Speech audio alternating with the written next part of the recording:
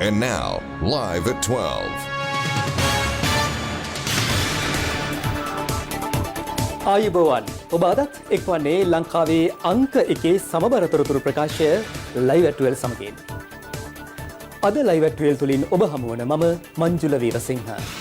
මම චවිකා ගුණසේකර. සුපුරුදු පරිදි අදත් මුල්ම අවධානය සිරස්තල. සුනාමි ව්‍යසනයට අදට වසර 16ක් මියගිය පිරිස් සේකර රට පුරා සැමරුම්.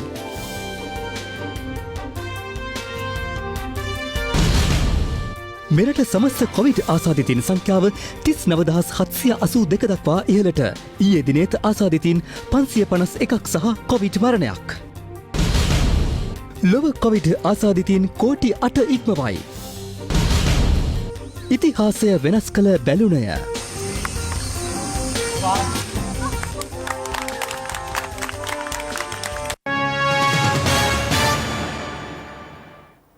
සුනාමි ඛේදවාචකය සිදු වී අදට වසර 16ක් සපිරෙනවා. එදා සිදු වූ විපතින් සුනාමි රළපහරට හසුව රටවල් 14ක 2,20,898 දෙනෙකු පමණ මිය ගියා. ඉන් 35,320 දෙනෙකු අපේ නෑහිතවතුන්. මේ ආවර්ජනය වසර 16කට පෙර සිදු වූ ඒ අඳුරු මතකය පිළිබඳවයි.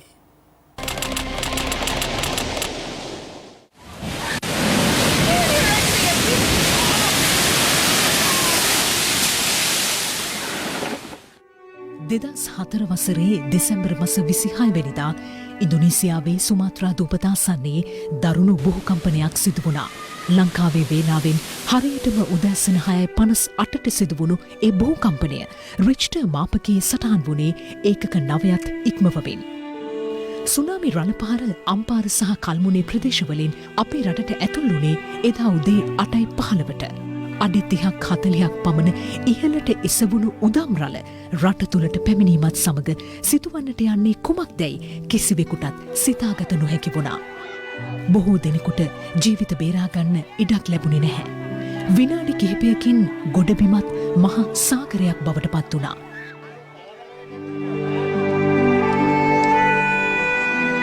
ඊළඟට බඩකලපුව සහ ත්‍රිකුණාමලයනුත් රට තුළට සුනාමි රළ ගලාගෙන ආවා. උදේ 9:15ට පමණ මාතර වැලිකම ප්‍රදේශයනුත් උදම් රළ මේ විදියට රට තුළට ගලාගෙන ආවා. උදේ 9:30 වන විට මුහුද ගොඩ ගලලා ගාල්ල නගරයත් යට වුණා. මේ වන විට කොළඹ සිට මාතර බලා ධාවනය වුණු දුම්රිය පැරෑලියට ළඟා වී තිබුණා. පැරෑලිය නැවැත්තුණු දුම්රියට බොහෝ දෙනෙක් ගොඩ වුණේ රළපහරින් බේරෙන්න. ඔවුන් පළමු රළපහරින් බේරුණත් දෙවන රළපහරින් නම් ඔවුන්ට ජීවිත ගලවා ගන්නට හැකි වුණේ නැහැ. දුම්රියේ සිටි 1270 දෙනෙකු මේ කුරිරු රළපහරට බිලි වුණා. සුනාමි රළපහරින් අපේ රටේ 35,322 දෙනෙකු මිය ගිය අතර රුපියල් බිලියන ගණනක දේපල හානියකුත් සිදු වුණා.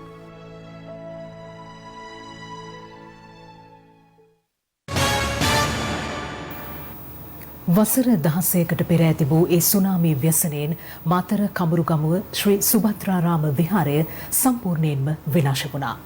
විහාරාධිපති හිමියන් පැවසුවේ සුනාමියදා සිල් සමාදන්ව සිටි උවැසියන් 53 දෙනෙකුටද එහිදී දිවි අහිමි වූ බවයි. මෙතෙක් රටට අනාවරණ නොවූ ඒ කතාව ගැන විහාරාධිපති හිමියන් සිය මතකය අප සමග ආවර්ජනය කළා.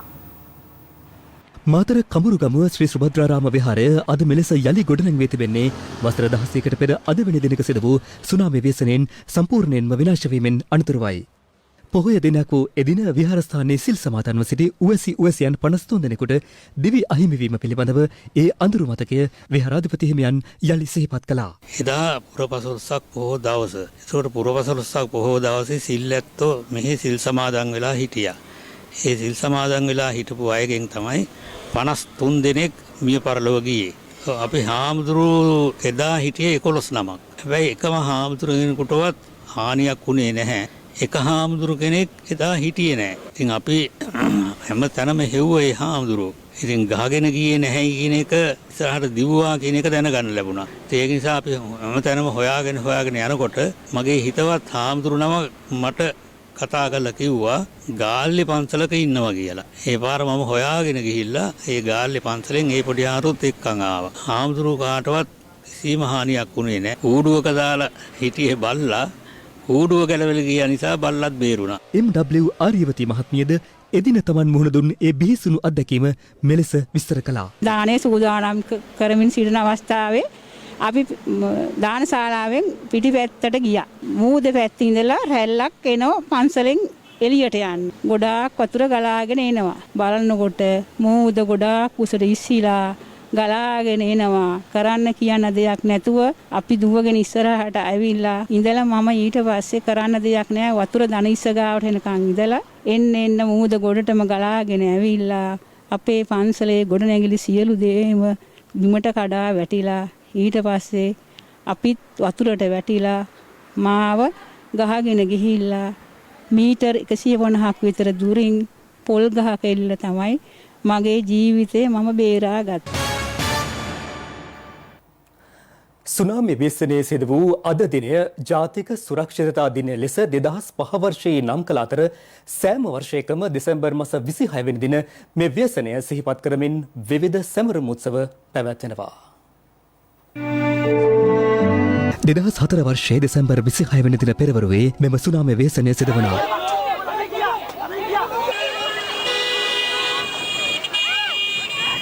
එයින් ජීවිතක්ෂයට පත් වූ ජනතාව සිහිපත් කරමින් දෙවන පුරා ආගමික වැඩසටහන් සෑම වර්ෂයකම පැවැත්වෙනවා. මෙම සුනාමි ව්‍යසනයෙන් ජීවිතක්ෂයට පත් වූ පිරිස් සිහි කරමින් සෑම වර්ෂයකම පෙරවරු 9:25 සිට 9:27 දක්වා මිනිත්තු 2ක නිශ්ශබ්දතාවක් සිදු කරනු ලබනවා. පෑරුණු සිත් යලිත් රිදවන්න නෙවෙයි අපි මේ හැම දෙයක්ම කරන්නේ ඔවුන්ට උපහාරයක් විදිහට අපි ඔවුන් සිහිපත් කර යුතුයි. මේ අහිංසක ජනතාව එදා සුනාමි ඛේදවාචකයට ගොදුරු වුණා. කවදාවත් ඔවුන් දැන සිටියේ නැහැ එවැනි ඛේදවාචකයක් සිදු වෙයි කියා. මේ තියෙන්නේ මේ මියගිය ජනතාව සිහිපත් කිරීම සඳහා ගොඩනගා ඇති ඒ ස්මාරකයයි මේකට කියන්නේ සුනාමි ස්මාරකය. මොකද සුනාමි ඛේදවාචකයෙන් මියගිය ජනතාව සිහිපත් කරන්න දැන් කොවිඩ් ව්‍යසනයේ තියෙන ඒ ව්‍යසනය හමුවේ මියගිය මගේ රටේ ජනතාව සිහිපත් කරන්න ඔවුන්ගේ ඥාතීන් කිහිප දෙනෙක් මෙම ස්ථානට ඇවිල්ලා ඉන්නවා. ඉතින් ස්වර්ණවාහිනිය වගකිය යුතු මාධ්‍යයක් විදිහට මේ ජනතාවත් එක්ක දුක සැප බෙදා ගන්න තමයි අපි මේ ස්ථානයට ආවේ. ඔවුන් මේ විදිහට Tamanගේ අය සිහිපත් කරමින් ඔවුන්ට කෘතගුණ දක්වමින් ඔවුන්ට උපහාරයක් දක්වන තමයි මේ විදිහට ඇවිල්ලා ඉන්නේ. රත්ගම ප්‍රාදේශීය සභාවේ සභාපතිතුමන් ඉන්නවා. ඒ වගේම තමයි මියගිය මගේම සහෝදර සහෝදරියන්ගේ වැඩිහිටියන්ගේ ඒ දුවදරුවන්ගේ ඥාතීන් ඇවිල්ලා ඉන්නවා. ඉතින් අපි මම හැමදාම මෙතෙන්ට ඇවිල්ලා ප්‍රාර්ථනා කරනවා තවත් මෙම විපත් රටේ නොවේවා කියලා. ඉතින් මතුවටත් ස්වර්ණවාහිනියකින් අපි උනන්දු කරනවා අපිට ශක්තිමත් කරනවා. අදටත් මේ උදේ පාන්දරම ඇවිල්ලා අපේ කටහඬ ගන්න ස්වර්ණවාහිනිය එකෙන් තමයි. ඉතින් රත්තරන් පුතේ ඔයගොල්ලන්ට දීර්ඝායුෂ ලැබේවා කියලා මම ප්‍රාර්ථනා කරනවා. අපේ රටේ ගමේ සභාපතිතුමාටත් අපේ ගමේ රුවන් පුතාටත් වැඩිම ආයුෂ ලැබේවා කියලා මම ප්‍රාර්ථනා කරනවා.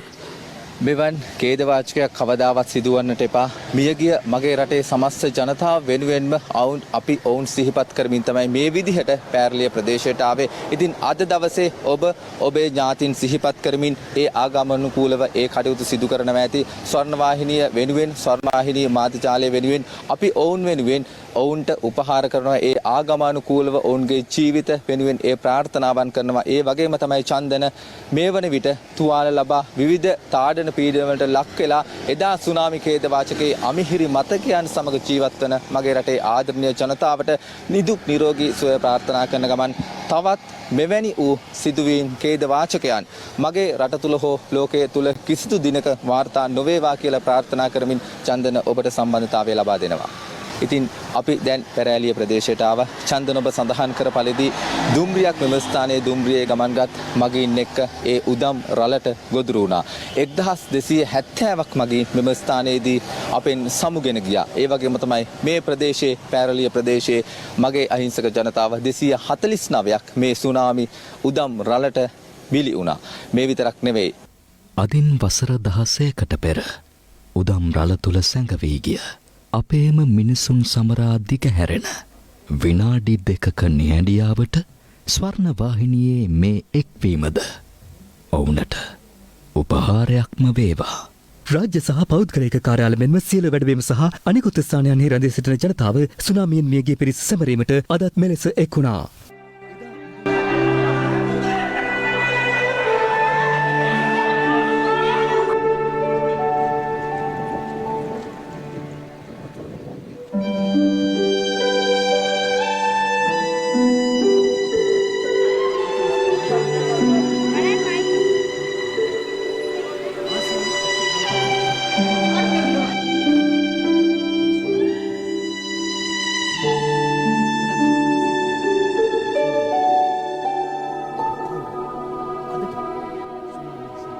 දෙදස් පහ වර්ෂයේ සිට ජාතික සුරක්ෂිතතා දිනය ලෙස සෑම වර්ෂයකම දෙසැම්බර් 26 වෙනි දින නම් කර තිබෙනවා. මෙදින සුනාමි ව්‍යසනය සිහිගන්වන ජාතික සුරක්ෂිතතා දිනය ක්‍රියාත්මක වුවද මෙවර COVID-19 ව්‍යසනය හමුවේ එය සිහිගන්වන ජාතික උත්සවයද පැවැත්වුණේ නැහැ. කෙසේ වෙතත් දෙවයිනේ බොහෝ ප්‍රදේශවල ආගමික වැඩසටහන් රැසක් අද දින සංවිධානය කර තිබුණේ මේ ව්‍යසනයෙන් ජීවිතක්ෂයට පත් වූ ජනතාව සහ තුවාල ලැබූ පිරිස් සිහිගන්වමින්.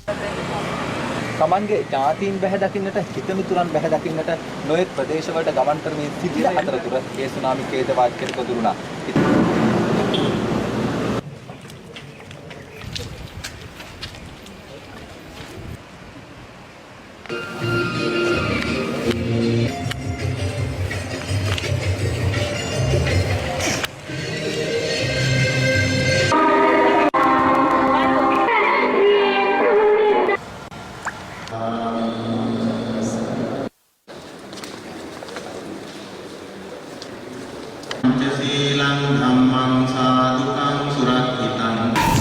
ලංකාවේ අපේ නූතන ඉතිහාසයේ විශාලතම ඛේදවාචකය හැටියට සලකන්න පුළුවන්. මම හිතනවා එවන් දෙයක් සමත නොවේවා කියලා ප්‍රාර්ථනායි තමයි අපි සියලු දෙනාම කරන්නේ. ඒ වගේම මේ විපතටපත් සියලු දෙනාටම මම හිතනවා අපි දකින ධර්මය අනුව නිවන් සුව ප්‍රාර්ථනා කරන අතර මම හිතනවා නැවත වරක් කියනවා එවන් විශ්වාසනයක් අපිට නැවත දකින්නට හෙන්නට නොලැබේවා කියලා ප්‍රාර්ථනා කරනවා. ජනාධිපති ගෝඨාභය රාජපක්ෂ මහතා ඊයේ මහනුවරට පැමිණ ශ්‍රී දළදා සමිඳුන් වැඳ පුදා ගත්තා. අනතුරුව ජනාධිපතිතුමන් අස්කිරි හා මල්වතු විහාර වෙත ගොස් මහනාහිමිවරුන් බැහැදක ආශිර්වාද ලබා ගත්තා. ජනාධිපති ගෝඨාභය රාජපක්ෂ මහතා ඊයේ පස්වරුවේ මහනුවර ඓතිහාසික ශ්‍රී දළදා මාලිගාවේදී දන්තධාතුන් වහන්සේ වැඳ ආශිර්වාද ලබා ගත්තා. දළදා මාලිගාව වෙත ගිය ජනාධිපතිතුමා පිළිකනු ලැබුවේ දියවඩන නිලමේතුමා විසින්.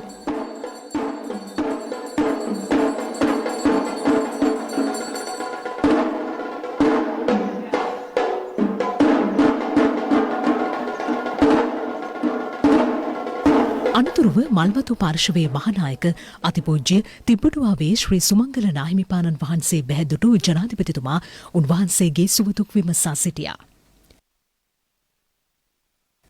මල්වතු පාර්ශවයේ අනුනායක අතිපූජ්‍ය දිමුල් කුමරේ විමලධම්ම හිමියන් සහ අතිපූජ්‍ය නියංගොඩ විජිතසිරි අනුනාහිමිපාණන් වහන්සේද බැහැදුටු ජනාධිපතිතුමා උන්වහන්සේ සමග කෙටි පිළිසඳරක නිරත වුණා. ජනාධිපතිතුමා අස්කිරි පාර්ශවයේ මහානායක අතිපූජ්‍ය වරකාගොඩ ශ්‍රී ඥානරත්න නාහිමිපාණන් වහන්සේ බැහැදක ආශිර්වාද ලබා ගත්තා. අස්කිරි පාර්ශවයේ අනුනායක ආනමඩුවේ ධම්මදස්සී නාහිමිපාණන් සහ ලේකකාධිකාරී අතිපූජ්‍ය මෙදකම ධම්මානන්ද හිමිපාණන් වහන්සේද බැහැදුටු ජනාධිපතිතුමා උන්වහන්සේගේ සුවදුක් විමසුවා. අස්කිරි ගෙඩිගේ විහාරය වෙත ගිය ජනාධිපතිතුමා අස්කිරි පාර්ශවයේ අනුනායක අතිපූජ්‍ය වෙඩරුවේ උපාල් හිමිපාණන් සමගද කෙටි පිළිසඳරක නිරත වෙමින් විහාරස්ථානයේ සංවර්ධන කටයුතු සොයා බැලුවා. අස්කිරිය මහ පිරිවෙන වෙතද ගිය ජනාධිපතිතුමා අස්කිරි පාර්ශවයේ නියෝජ්‍ය ලේකකාධිකාරී පූජ්‍ය නාරම්පනාවේ ආනන්ද නාහිමිපාණන් වහන්සේ බැහැදක ආශිර්වාද ලබා ගත්තා. විපක්ෂ නායකවරයා වශයෙන් තමන්ගෙන් ජනතාවට සිදුවිය යුතු සේවාවන් ඉටු කිරීමට තමා සෑම විටම සූදානම් බව සජිත ප්‍රේමදාස මහතා පවසනවා. විපක්ෂ නායකවරයා මේ බව පැවසුවේ ඊයේ කතරගම ප්‍රදේශයේ පැවති ජන හමුවකදී. ජනාධිපතිවරණයේදී මම කිව්වා මම රටේ ජනාධිපති බවට පත් කරොත් මම ජනතාවගේ කකුල් දෙක ළඟට අවිල්ලා ප්‍රශ්න විසඳනවායි කියලා. ඒ නමුත් රටේ බහුතරයක් කිව්වා එහෙම වැඩක් නැහැයි කියලා. 69 ලක්ෂයක් කිව්වා නෑ ජනතාව ළඟට එන්න අවශ්‍ය නැහැයි කියලා. ඊට අමතරව උසුළු විසුළු කරා. ඒ නිසා මේ විපක්ෂ නායක ජංගම සේවාව රටේ ජනාධිපතිවරයා හැටියට මට කරන්නට රටේ ජනතාව එපයි කියපු දේ මම විපක්ෂ නායකවරයා හැටියට කරන්න මොකද? මට බොරුවට කියන්න බෑ සියලුම ප්‍රශ්න වලට සියලුම විසඳුම් ලැබෙයි කියලා. මොකද මම ඉන්නේ විපක්ෂයේ.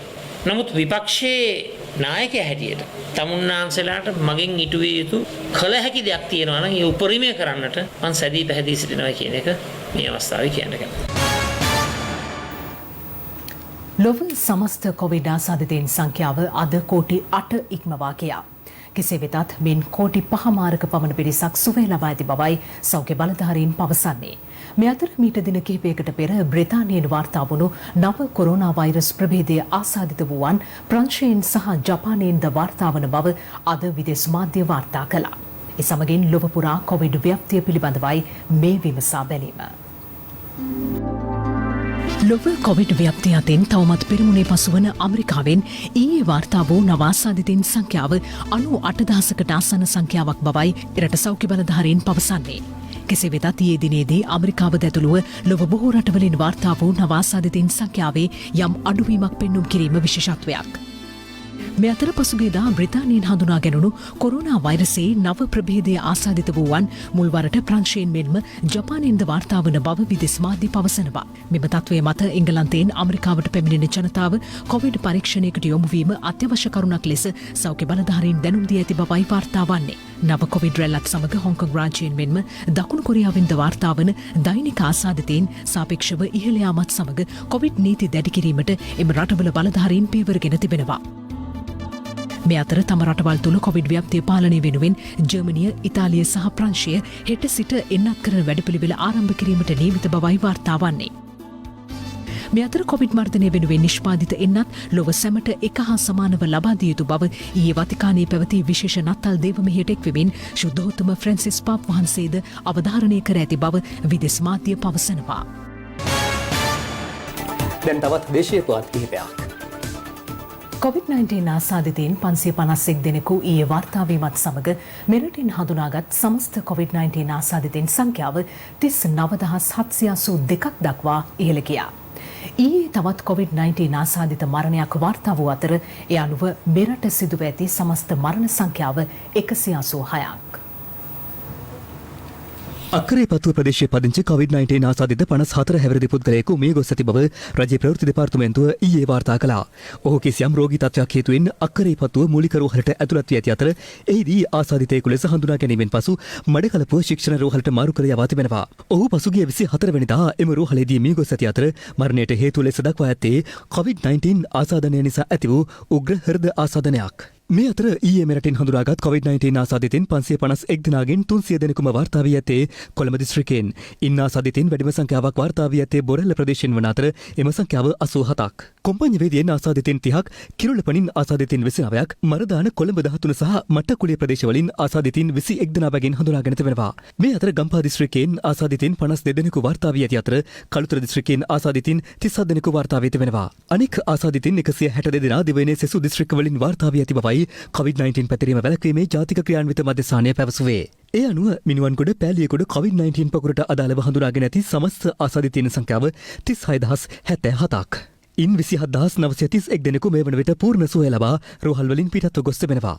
ඔක්තෝබර් මාසයේ 4 වෙනිදා වෙනකොට අපේ රට තුළ අලුතෙන් පටන් ගත්තු COVID-19 රෝග ව්‍යාප්තිය මේ වෙන විට මාස 3ක වගේ කාලයක් ගත වෙලා තියෙන්නේ. ඒ කාලය තුළදී ඊටමත්ම මැනවින් පාලනය කරලා තියෙනවායි කියලා කියන්න පුළුවන්. මේ පාලන තත්ත්වය මේ ග්‍රහණය අපි මේ දිගටම පවත්වාගෙන ගියොත් ජනතාවගෙන් ඒ සඳහා අවශ්‍ය සහයෝගය මනා දායකත්වය ලැබුණොත් අපිට මේ COVID-19 රෝගය ඊටමත්ම හොඳින් පාලනය කරන්න පුළුවන් කියන එක අපිට විශ්වාසයක් තියෙනවා. පළවෙනි ප්‍රමාදයේ PCR එකක් කරන්න දක්වා ගත වෙන ප්‍රමාදය, දෙවෙනි ප්‍රමාදයේ PCR පරීක්ෂණය කළාට පස්සේ ප්‍රතිඵල එන්න ප්‍රමාදය. ලංකාවේ විවිධ තැන්වලින් මේ වෙනකොට තාමත් මේ පැය 72ක ඉක්මවලා පැය 48ට ඉක්මවලා ප්‍රතිඵල ලැබෙන අවස්ථා වාර්තා වෙනවා. PCR පරීක්ෂණය ගත්තට පස්සේ ඒක ප්‍රතිඵල එන්න පැය 72ක් යනවා. ඒ කියන්නේ දවස් 3ක් විතර යනවා. තීන්දුව తీරන ගන්න තමයි පරක්කු වෙන්නේ. මොකද පැය 48ට පරක්කු වුණොත් ඒක අපි යල් පැන ගියේ එහෙම නැත්නම් කල්ලිකුත් වෙච්ච දත්ත විදියට තමයි හැඳින්වෙන්නේ. ඒතකොට මේ වගේ පිළිණු වෙච්ච දත්තත් එක්ක අපිට පද්ධතිය ඉස්සරහට ගෙනියන්න බෑ. මේ අතර ඊයේ බන්ධනාගාර ආශ්‍රිතව COVID-19 ආසාදිතින් 10 දෙනෙකු හඳුනාගෙන තිබෙනවා. ඒ අනුව මේ වන විට බන්ධනාගාර ආශ්‍රිතව හඳුනාගෙන නැති සමස්ත ආසාදිතයින් සංඛ්‍යාව 3621ක්. බස්නාහිර පළාතේ සිට පිට පළාත්වලට යන ජනතාව අතර COVID-19 ආසාදිතයින් සිටියදයි හඳුනා ගැනීම සඳහා ස්ථාන 11කදී රැපිඩ් ඇන්ටිජන් පරීක්ෂණ සිදු කරනවා. ඒ යටතේ කොස්ගම ප්‍රදේශයේදී සිදු කෙරුණු රැපිඩ් ඇන්ටිජන් පරීක්ෂණ 314කින් ආසාදිතයින් 30 දෙනෙකු ඊයේ හඳුනාගත්තා. බස්නාහිර පළාතෙන් පිටතට යන ස්ථාන 11කදී රැපිඩ් ඇන්ටිජන් පරීක්ෂාවලින් ඊයේ දිනේදී පමණක් පුද්ගලයන් 7 දෙනෙක් කොවිඩ් ආසාදිතින් බවට හඳුනාගෙන තියෙනවා. මේ රැපිඩ් ඇන්ටිජන් පරීක්ෂාව අද දිනේ තවදුරටත් සිදු කරනු ලබනවා. ඉතින් අපි ජනතාවගෙන් ඉල්ලා සිටිනවා මේ සඳහා ඔබේ උපරිම සහයෝගය ලබා දෙන්න. බස්නාහිර පළාතෙන් පිටවන ස්ථාන 11කදී මේ පරීක්ෂාව අඛණ්ඩව සිදු කරනු ලබනවා.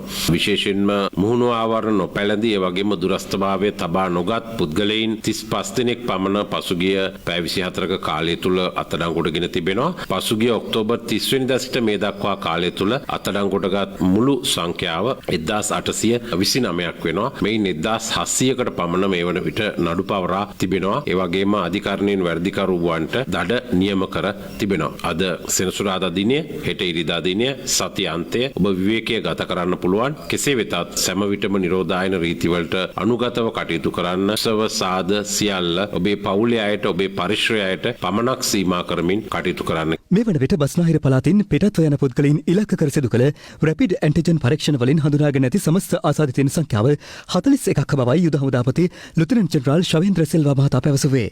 මීගමුව තලාදුව කම්කරු නිවාස සංකීර්ණයේ පුද්ගලයන් 10 දෙනෙකු COVID-19 ආසාදිතයින් ලෙස හඳුනාගෙන තිබෙනවා. ඉන් 5 දෙනෙකු කුඩා දරුවන් බවයි සෞඛ්‍ය අංශ පැවසුවේ. ඔවුන් මෙලෙස හඳුනාගෙන ඇත්තේ පසුගිය 12 වෙනිදා එම නිවාස සංකීර්ණය ආශ්‍රිතව සිදු කෙරුණු PCR පරීක්ෂණ 77ක ප්‍රතිඵල ලැබීමත් සමගයි. මීට පෙරද මෙම නිවාස සංකීර්ණයෙන් ආසාදිතයින් 14 දෙනෙකු හඳුනාගෙන අතර ඒ අනුව මේ වන විට මෙම නිවාස සංකීර්ණයට සංචරණ සීමා පනවා තිබෙනවා. මේ වන විට COVID-19 ආසාදිතයින් 39782 දෙනෙකු මෙරටින් හඳුනාගෙන ඇති අතර ඉන් 31339 දෙනෙකු පූර්ණ සුවය ලබා රෝහල් වලින් පිටත්ව ගොස් තිබෙනවා. තවදුරටත් රෝහල්ගතව ප්‍රතිකාර ලැබෙන සංඛ්‍යාව 8257ක්. මේ අතර එංගලන්තයේ පැතිර යන ශීඝ්‍ර පැතිරීමේ ප්‍රවණතාවක් සහිත COVID-19 නව වෛරස් ප්‍රභේදය මෙරටටද පැමිණීමේ අවධානම සම්බන්ධයෙන් රජයේ වෛද්‍ය නිලධාරීන්ගේ සංගමය අනතුරු අඟවනවා. විශේෂයෙන් දකුණු අප්‍රිකාවේ හම්බ වෙච්ච වෛරස් ප්‍රභේදය තමයි දැන් දෙවනියට මේ එංගලන්තයට ගිහිල්ලා තියෙන්නේ. ඒ වෛරස් ප්‍රභේදයේ තියෙන විශේෂිතම ලක්ෂණය තමයි ඊටාම ශීඝ්‍ර ව්‍යාප්තියක් තියෙනවා. අර කලින් එංගලන්තයේ තුල හම්බ වෙච්ච ප්‍රභේදයටත් වඩා ඒ කියන්නේ 70% කලින් තිබිච්ච එක වැඩි ව්‍යාප්තිය දැන් මේක 70%කට වඩා වැඩි ව්‍යාප්තියක් කරා යන්න පුළුවන් කියන එක. ඊගාට දෙවෙනි වැදගත් කාරණේ තමයි තරුණ ප්‍රජාව අතර ඊටාම ශීඝ්‍රයෙන් ව්‍යාප්ත විය හැකි වෛරසයක් බවට හඳුනාගෙන තියෙනවා. නමුත් තාමත් මේ කරපු පරීක්ෂණ වලින් අපේ රටට මේ වෛරසය ආවද නැද්ද කියන එක නිශ්චිතව තහවුරු වෙලා නැහැ. නමුත් ලෝකේ පුරා මේ වෛරසය ව්‍යාප්ත වෙන වේගය අපි බලුවාම අපිටත් ලොකු තර්ජනයකට අපි ලක් වෙලා ඉන්නවා. මේ නව වෛරස් ප්‍රභේදය අපේ රට ඇතුළටත් එන්න තියෙන ඉඩකඩ ඊටාම වැඩි කියන එක තමයි පැහැදිලි වෙන්නේ. ඒ ප්‍රභේදය අපේ රට තුළටත් පැමිණීමේ අවදානම තියෙනවා. ඒ සඳහාත් අවශ්‍ය උපරිම ආරක්ෂාකාරී පියවර මේ වන විටත් අරන් තියෙන්නේ. ඒ වුණාට අපි දිගින් දිගටම මේ සඳහා අපි ඊටාත්ම විමසිලිමත් විය යුතුයි. එංගලන්තයේ ප්‍රතිරෙන ප්‍රභවය අපේ රටට පැමිණෙනවා නම් පැමිණෙන්න ඕනේ ගුවන් තොටුපළකින් හෝ වරායකින් නැත්නම් කොහෙන් හරි ලංකාවට පැමිණෙන පුද්ගලයෙකින්. ඒ නිසා විදේශවල සිට පැමිණෙන පුද්ගලයන් නිරෝධායනය කිරීම, ඔවුන් අතර රෝගීන් හඳුනා ගැනීම සහ ප්‍රතිකාර අවසන් වනතුරු ඔවුන්ව මනාව වෙන්කර තැබීම ඉතාමත්ම අවශ්‍ය වෙනවා.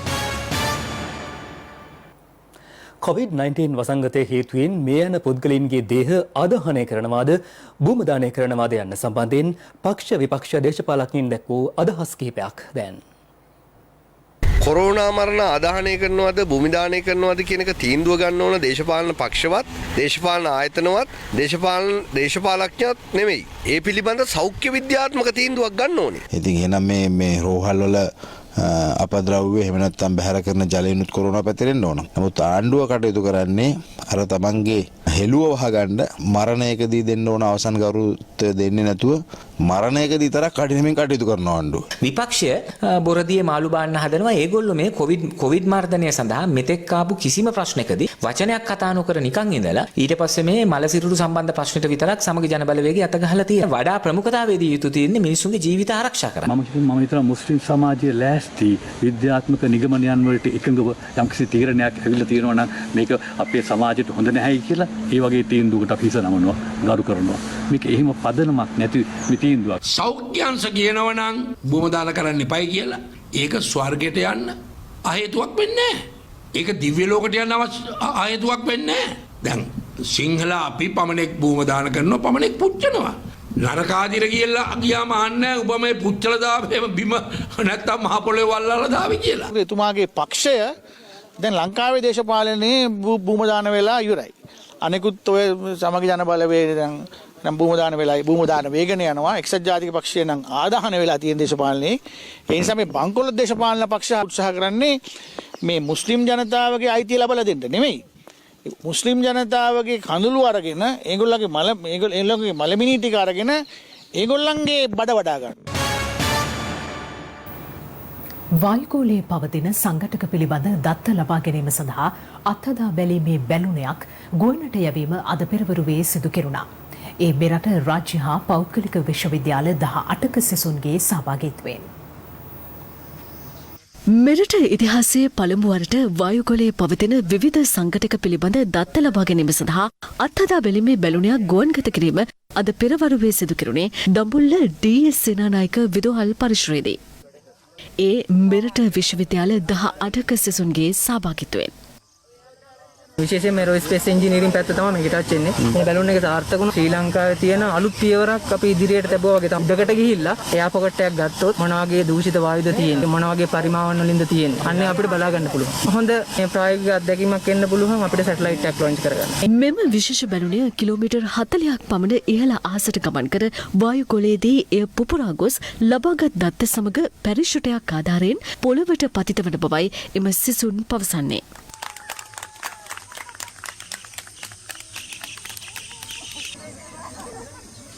කලින් යවලා තියෙනවා සමහර ඒවා ඒ වගේ කරලා තියෙන ගොඩක්ම මේක ගමන වීඩියෝ කරන එක විතරයි. නමුත් මේකෙදී පරීක්ෂණ පැත්ත ගොඩක් වැඩි කරලා තියෙනවා. ගොඩක් දේවල් අපි ගෙන්නලා තියෙන්නේ ඇමරිකාව වගේ රටවල් වලින්. අපිට පුළුවන් මේ වගේ දේවල් ටික ලංකාව ඇතුළේ නිෂ්පාදනය කරලා දැන් සූදානම් වෙලා තියෙන කිලෝමීටර් 40ක් උඩින් වායු සාම්පල් එක ටෙස්ට් කරන්න. අමතර සම්පූර්ණ ගමනේදීම කාලෙක දත්ත අපි ලබා ගන්නවා. මේ දත්ත සියල්ලම සෑහෙන වටිනාකමක් තියෙනවා. ඊට අමතරව අපි බලාපොරොත්තු වෙනවා මේකේ තියෙන ප්‍රගතියත් එක්ක මයික්‍රෝ සැටලයිට් දියත් කරන්න. රට වටා සිදුවුණු තවත් තොරතුරු කිහිපයක් කෙටියෙන් දකිමු දැන්. හාලියල උඩුවර ප්‍රදේශයේදී මෝටර් රථයක් මාර්ගයෙන් ඉවතට පැන බදුළු ඔයට පෙරළී ගොස් තිබුණා.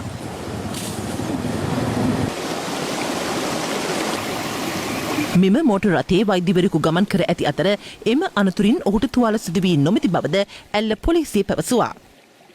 රජයේ සහතික කළ රුපියල් 1500ක මුදලට මේ වන විට රසායනික පොහොර වෙළඳ පොලෙන් මිලදී ගැනීමට නොමැති බව උඩරට එළවලු සහ අර්ථාපල් ගොවීන් පවසනවා. පවතින පොහොර හිඟේ හමුවේ තමන් ඉතාමත් අසරණ වී ඇති බවත් ඇතැම් වෙළඳසැල් හිමියන් වැඩි මිලට පොහොර විකිණීමේ ජාවාරම්වල නිරතව සිටින බවටත් ගොවීන් පවසනවා. මේ උඩරට වුවපරණගම වැලිමට ගොවියා අන්ත අසරණ වෙලා තියෙන මේ පොහොර නැතිකමට රජයෙන් කොච්චර පොහොර 1500 දෙනවකවත් 1500 පොහොර නැහැ. රජයේ සහතික මිල 1500යි නමුත් 1500 තියා 2000ක් ගන්න පොහොර නැහැ. කඩකාරයෝ හිතුව මිලට පොහොර විකුණනවා. අපේ රජයෙන් කරුණාවෙන් ඉල්ලා සිටිනවා අපට සානාධාර මිලට එළවලු පොහොර සහ අල පොහොර ලබා දෙන හැටියට. මැදිරිගිරිය වටදහකේ රක්ෂිත ප්‍රදේශයේ මුවගහනය ඉහළ යාමත් සමග අවට ප්‍රදේශවාසීන්ගේ ගොවිබිම් වලට දැඩි තර්ජනයක් එල්ල වී තිබෙනවා. මෙම වැඩිවන මුවගහනයට කඩිනමින් පිළියම් යොදන ලෙසයි අවට ගම්වාසීන් රජයෙන් ඉල්ලා සිටින්නේ. මේ පළවෙනි ගොයම්මුරි. මේවා මේ හතර පාරක් මුව කාලා හතරවෙනි පාර මේ දළු දාලා එන එක. දැන් මේ ටික ආවම මේ ටිකත් කනවා. මේ ඔක්කොම කාලා තියෙන්නේ. දැන් මේ මාසෙක එකමාරේ ගොයම. දැන් ආයි ගන්න දෙයක් නැහැ මේ ගොයමේ. ආයි පූදින්නෙත් නැහැ. ඉතින් අපරාධේ විනාශයක් මේ ඇබිලිපිටිය තුන්කම ප්‍රදේශයේදී පොලිස් විශේෂකාර්ය බලකායේ නිලධාරීන්ට ලද තොරතුරකට අනුව මුදලට ගිනි අවිචාවාරම් සිදු කරන පුද්ගලයන් දෙදෙනෙකු අත්අඩංගුවට ගැනීමට හැකි වී තිබෙනවා. මෙහිදී ටීකටස් වර්ගයේ ගිනි අවි දෙකක්, කැප්තුවක්කුවක්, ජීව උණ්ඩ ඇතුළු ආයුධ කිහිපයක් පොලිසිය මගින් සොයාගෙනුණා. සැකකරුවන් අද කුටිකල පොලිසිය මගින් ඇබිලිපිටිය මහේස්ත්‍රාත් අධිකරණය වෙත ඉදිරිපත් කිරීමට නියමිතයි. ලයිව් 12 තුලින් සමුගන්නයි මේ සූදානම. ලයිව් SMS සේවාව තිරේ දිස්වන ආකාරයට ඔබට සක්‍රිය කරගත හැකි අතර උණුසුම් පුවත් දැන ගැනීම සඳහා www.live8.lk වෙබ් අඩවියට පිවිසෙන්න. සුබ දවසක්.